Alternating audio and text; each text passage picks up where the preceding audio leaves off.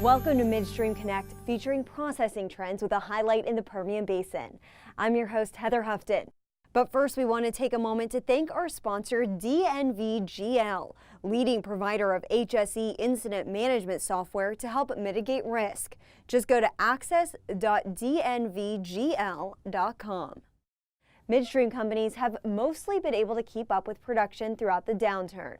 However, in the near term, gathering and processing bottlenecks could become a serious issue as production continues to ramp up in the recovery.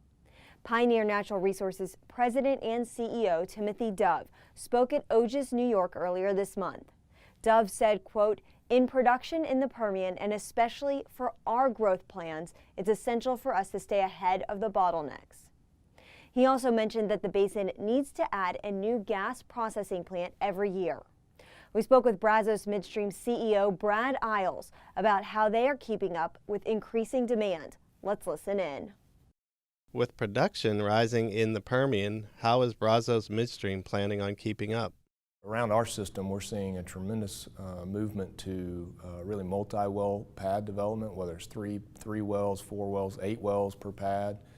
And so producers are really kind of beginning to test the downspacing. Well, really that puts a lot of stress on the midstream infrastructure. We've intentionally put a lot of pre-thought into our systems as we've designed them and laid them out to really be able to handle the large-scale volumes that we anticipate coming on. And then working with our producers very closely, just communicating with them, making sure that we can stay ahead of them and expand our processing capacity ahead of their development plan. What are your biggest challenges? I think one of the biggest challenges has really just been the transition. In our area, there's been a lot of private operators that were early in the play in Southern Delaware, and they've now transitioned to public companies stepping in, acquiring the acreage.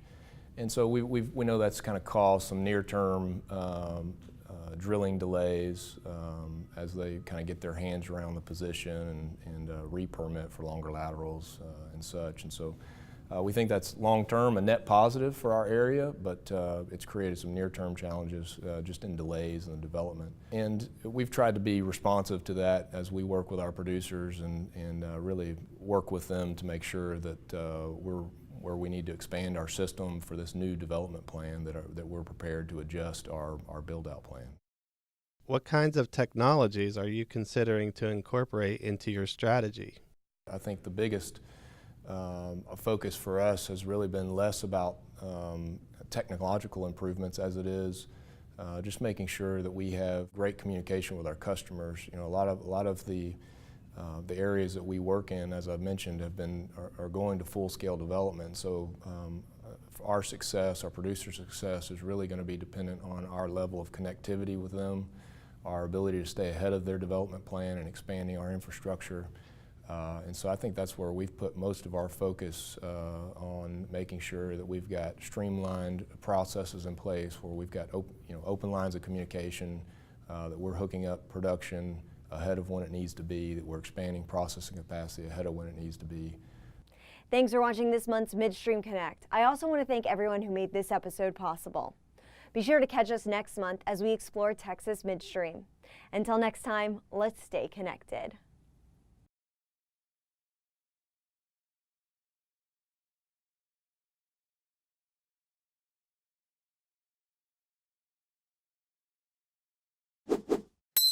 To stay up to date on the most recent Hart Energy videos, subscribe to our YouTube channel by clicking here.